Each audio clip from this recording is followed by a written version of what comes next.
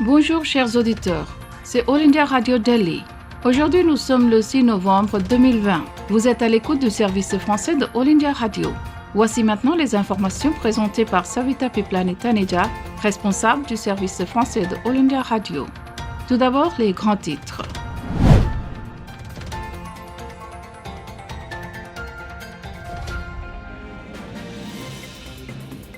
Les élections présidentielles américaines. C'est une compétition au coude à coude dans la course à la Maison-Blanche. Le Premier ministre Modi a déclaré que l'Inde deviendra bientôt une plaque tournante des exportations agricoles avec des technologies et des solutions de traitement modernes. Le Premier ministre Modi et le Premier ministre italien organisent aujourd'hui un sommet bilatéral virtuel. L'Inde est en contact avec la partie chinoise pour faciliter les voyages essentiels des Indiens vers et depuis la Chine. Le taux de récupération de la COVID-19 atteint 92,32% dans le pays. Le Premier ministre Modi félicite John Pombe Magufuli d'avoir prêté serment en tant que président de la Tanzanie. Le chef de l'armée, M. Naravane, est conféré le grade honorifique de général de l'armée népalaise par la présidente Bindya Devi Bhandari. L'Inde accueille le 5e groupe de travail conjoint sur le charbon entre l'Inde et l'Indonésie par vidéoconférence. Un nouveau service aérien a commencé entre l'Inde et le Bangladesh. En Nouvelle-Zélande, Jacinda Ardern a prêté serment en tant que première ministre pour un deuxième mandat après une victoire écrasante. Au Guatemala, un glissement de terrain fait au moins 50 victimes suivant la tempête Eta. Le Premier ministre éthiopien Abiy Ahmed promet de poursuivre l'action militaire pour résoudre la crise de Tigré. C'était les grands titres. Chers amis, vous êtes à l'écoute du service français. Voici maintenant les nouvelles en détail.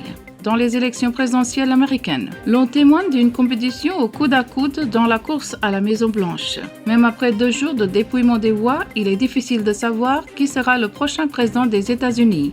Selon la CNN, le candidat démocrate à la présidence Joe Biden mène la course avec 253 sièges, tandis que le président sortant, Donald Trump, détient 213 sièges. Dans le collège électoral à 538 membres, le candidat aura besoin de 270 sièges pour être déclaré vainqueur.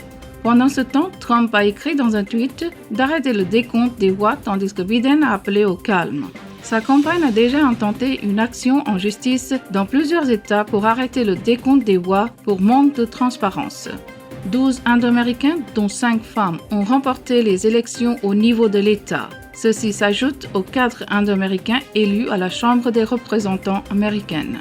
Dr. Ami Bera, Pramila Jayapal, Ro Khanna et Raja Krishnamurti. Le Premier ministre Modi a déclaré que l'Inde deviendra bientôt une plaque tournante des exportations agricoles avec des technologies et des solutions de traitement modernes. Le Premier ministre Narendra Modi a déclaré qu'avec l'aide de la technologie et des solutions de traitement modernes, l'Inde va bientôt émerger comme un centre d'exportation agricole. Président de la table ronde virtuelle des investisseurs mondiaux hier soir, M. Modi a déclaré que les récentes réformes de l'agriculture ont ouvert de nouvelles possibilités intéressantes de partenariat avec les agriculteurs indiens. Le Premier ministre a déclaré qu'une Inde forte et dynamique peut contribuer à la stabilisation de l'ordre économique mondial. Il a dit que nous ferons tout ce qu'il faut faire pour faire de l'Inde le moteur de la reprise de la croissance mondiale. Il a déclaré que l'Inde est l'endroit idéal si les investisseurs veulent des rendements avec fiabilité, exigence avec démocratie, stabilité avec durabilité et croissance avec une approche verte. Le Premier ministre a déclaré que les investisseurs se tournent vers les entreprises qui ont un score ESG, environnemental, social et de gouvernance élevé. Il a dit que l'Inde a déjà des systèmes et des entreprises qui se classent bien sur ce point. M. Modi a déclaré que l'Inde était convaincue de la nécessité de suivre la voie de la croissance tout en mettant l'accent sur l'ESG. Il a dit que la quête de l'Inde pour devenir Atmanirbhar ou autonome n'est pas seulement une vision, mais une stratégie économique bien planifiée. Le Premier ministre Modi et le Premier ministre italien organisent aujourd'hui un sommet bilatéral virtuel. Le Premier ministre Narendra Modi et son homologue italien, Giuseppe Conte, tiendront aujourd'hui un sommet bilatéral virtuel. Le sommet donnera aux 2 dirigeants l'occasion d'examiner en détail le cadre général de la relation bilatérale et d'échanger des vues sur les principales questions régionales et mondiales d'intérêt commun. Plusieurs accords ou mémorandums d'accord entre gouvernement et secteur privé sont en cours de finalisation et seront conclus à cette occasion. L'Inde et l'Italie partagent une relation chaleureuse et multiforme fondée sur des liens historiques solides, des traditions démocratiques communes, l'état de droit et un objectif commun de paix et de stabilité internationale. L'Italie est le 5e partenaire commercial de l'Inde dans l'Union européenne après l'Allemagne, la Belgique, le Royaume-Uni et la France. Le commerce bilatéral s'est élevé à 9,52 milliards d'euros en 2019. L'Inde est en contact avec la partie chinoise pour faciliter les voyages essentiels des Indiens vers et depuis la Chine. Des sources ont déclaré cela après que la Chine a annoncé une interdiction temporaire d'entrée des ressortissants étrangers en provenance de l'Inde avec un visa chinois valide ou un permis de séjour en invoquant des raisons de la pandémie de Covid-19. Des sources ont déclaré que l'annonce faite par l'ambassade de la Chine est une action temporaire et que des changements peuvent être attendus en temps opportun. Ils ont déclaré que les mesures prises consistent à suspendre temporairement les visas existants uniquement et que les futures demandes de visa n'ont pas été interdites. Les visas délivrés après le 3 novembre seront valables pour voyager en Chine. Des sources ont également déclaré que la mesure n'était pas spécifique à l'Inde et que des mesures similaires avaient été annoncées à l'égard de plusieurs autres pays aussi. Le taux de récupération de la COVID-19 atteint 92,32% dans le pays. Le gouvernement de l'Union a déclaré aujourd'hui que le taux de guérison du pays parmi les patients souffrant de COVID-19 avait atteint 92,32%. Plus de 54 000 patients touchés par la COVID se sont guéris au cours des dernières 24 heures. Le nombre total de récupérations a atteint plus de 7,7 millions et les récupérations en constante augmentation ont permis de réduire la charge de travail réelle du pays et ne représentent actuellement que 6,19% du total des cas actifs. Actuellement, le nombre total des cas actifs dans le pays est de 520 000. Le ministère a déclaré que 10 États et territoires de l'Union représentaient plus de 78% du total des cas actifs dans le pays. Au cours des dernières 24 heures, 1632 nouveaux cas ont été signalés, portant le nombre total des cas actifs dans le pays jusqu'à présent à plus de 8,4 millions. Au cours des dernières 24 heures, 670 décès ont été signalés, portant le bilan à 124 985. Le Premier ministre Modi félicite John Pombe Magufuli d'avoir prêté serment en tant que président de la Tanzanie. Dans un tweet, M. Modi a déclaré qu'il était impatient de travailler avec lui pour renforcer encore l'amitié de longue date entre les deux pays. Le chef de l'armée, M. Naravane, est conféré le grade honorifique de général de l'armée népalaise par la présidente Bindya Devi Bhandari. Le chef de l'armée, M. Naravane, a reçu le grade honorifique de général de l'armée népalaise par la présidente Bindya Devi Bhandari à Katmandou. Il a été honoré lors d'une cérémonie spéciale à la résidence officielle de la présidente Sheetal Nivas à Katmandou hier. Il a également reçu une épée et un rouleau pendant la cérémonie. La cérémonie a été assistée par le Premier ministre du Népal, M. Sharma Oli, l'ambassadeur indien, M. Vinay Quatra et d'autres hauts fonctionnaires des deux pays. La pratique suit une tradition depuis 7 décennies de conférer aux chefs d'armée de chaque pays le titre honorifique. L'Inde accueille le 5e groupe de travail conjoint sur le charbon entre l'Inde et l'Indonésie par vidéoconférence. L'Inde a accueilli avec succès le 5e groupe de travail conjoint sur le charbon entre l'Inde et l'Indonésie par vidéoconférence en raison des restrictions de voyage imposées en raison de la pandémie de COVID-19. Le groupe de travail conjoint était coprésidé du côté indien par Vinod Kumar Tiwari, secrétaire adjoint au ministère du Charbon du gouvernement de l'Inde, et du côté indonésien par Johnson Parkban, directeur des ressources minérales et du charbon, du revenu non fiscal de l'État du ministère de l'Énergie et des ressources minérales de la République de l'Indonésie. Dans ses remarques liminaires, M. Tiwari a donné un aperçu du secteur du charbon en Inde et a également présenté de nouveaux scénarios pour l'avenir. Il a souligné les initiatives de l'Inde pour l'autosuffisance en charbon dans le cadre du programme Atmanirbhar ou l'Inde autonome et les impératifs pour les entreprises du secteur du charbon dans les deux pays. Un nouveau service aérien a commencé entre l'Inde et le Bangladesh. Un nouveau service aérien entre l'Inde et le Bangladesh dans le cadre de l'accord sur la bulle d'air a commencé. La compagnie aérienne Vistara a lancé son vol bi-hebdomadaire de Delhi à Dhaka avec le premier vol arrivant à Dhaka en provenance de Delhi hier. Se félicitant du lancement de ce nouveau service, le ministre d'État bangladais chargé de l'aviation civile, M. Mahboub Ali, a déclaré que l'accord relatif aux bulles d'air entre les deux pays avait aidé les personnes qui avaient besoin de se déplacer pour des raisons médicales, professionnelles ou autres.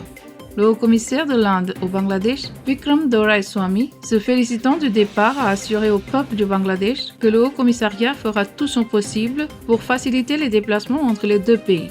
En Nouvelle-Zélande, Jacinda Ardern a prêté serment en tant que première ministre pour un deuxième mandat après une victoire écrasante. La première ministre néo-zélandaise, Jacinda Ardern, a prêté serment pour un deuxième mandat aujourd'hui, les résultats définitifs des élections ayant montré que sa victoire écrasante était encore plus grande qu'on le pensait auparavant. Plus tard, Ardern a déclaré que son gouvernement donnerait la priorité à la lutte contre la COVID-19 et au rétablissement de l'économie. Ardern et ses ministres, qui ont été nommés plus tôt cette semaine, ont prêté serment en anglais et en maori lors d'une cérémonie à la maison du gouvernement de Wellington. Au Guatemala, un glissement de terrain fait au moins 50 victimes suivant la tempête Eta. Au moins 50 personnes ont été tuées par des glissements de terrain au Guatemala après que les pluies torrentielles et les vents violents de la tempête Eta ont frappé le pays d'Amérique centrale. Le président guatémaltèque Alejandro Giammattei a déclaré qu'environ la moitié des morts étaient dans une seule ville où un effondrement à flanc de colline a enterré une vingtaine de maisons sous une boue épaisse. Eta a touché terre mardi au Nicaragua voisin sous la forme d'un ouragan. Il a ensuite été déclassé en tempête tropicale. Les fortes pluies persistantes ont empêché les secouristes d'atteindre l'une des zones les plus touchées, y compris la ville de San Cristóbal Varapaz, qui abrite la moitié des victimes signalées. Le Premier ministre éthiopien Abiy Ahmed promet de poursuivre l'action militaire pour résoudre la crise de Tigray. Le Premier ministre éthiopien a promis de poursuivre une offensive militaire dans l'État de Tigray, dans le nord du pays, au milieu des craintes qu'elle pourrait sombrer dans un conflit civil. Les tensions entre l'État et le gouvernement fédéral s'intensifient depuis des mois. Mercredi, l'administration du Premier ministre Abiy Ahmed a accusé les forces tigrayennes d'attaquer une base de l'armée fédérale. Pendant ce temps, le président tigréen a déclaré que sa région était en état de guerre. Dans une déclaration à la télévision, Debretsion Gebremichael a déclaré que les ressources seraient mobilisées pour se préparer à un conflit. C'était notre bulletin d'information présenté par Savita Piplani Taneja, responsable du service français de All India Radio. Restez à notre écoute, nous allons maintenant vous présenter notre commentaire d'actualité.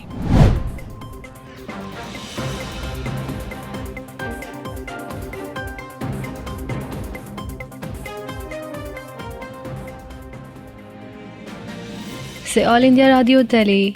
Vous êtes à l'écoute du service français de All India Radio. Voici maintenant le commentaire sur un sujet d'actualité. Le commentaire d'aujourd'hui porte sur renforcement de la dimension européenne dans la politique étrangère indienne. Le secrétaire aux Affaires étrangères, Harsh Shringla, s'est rendu du 19 octobre au 4 novembre dans 3 grands pays européens, à savoir la France, l'Allemagne et le Royaume-Uni, avec lesquels l'Inde a un partenariat stratégique. Le voyage était axé sur l'examen des relations bilatérales et l'amélioration du commerce et des investissements dans la région. La France était la première à l'ordre du jour et il est important de noter ici qu'elle joue un rôle essentiel dans la mise à niveau de la défense de l'Inde avec l'intronisation des avions Rafale en septembre de cette année qui vise à renforcer la puissance de feu de l'armée de l'air, compte tenu notamment de l'impasse actuelle avec la Chine. S'exprimant à l'IFRI, le principal groupe de réflexion français à Paris, il a décrit la politique étrangère de l'Inde dans le monde post-Covid. Il a expliqué comment la pandémie a stimulé l'innovation et les entreprises en Inde, ce qui l'a amené à produire des articles médicaux rentables de haute qualité pour la pandémie.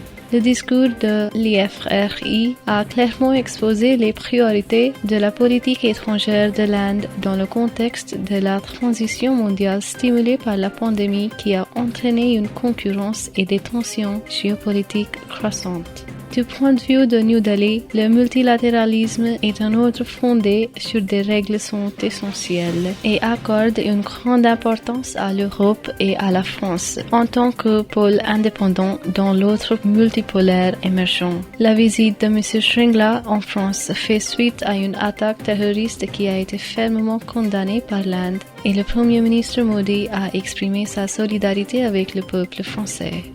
Lors de la deuxième étape de la tournée, M. Shringla a rencontré Sean Hacker, conseiller en politique étrangère et de sécurité de la chancelière Merkel.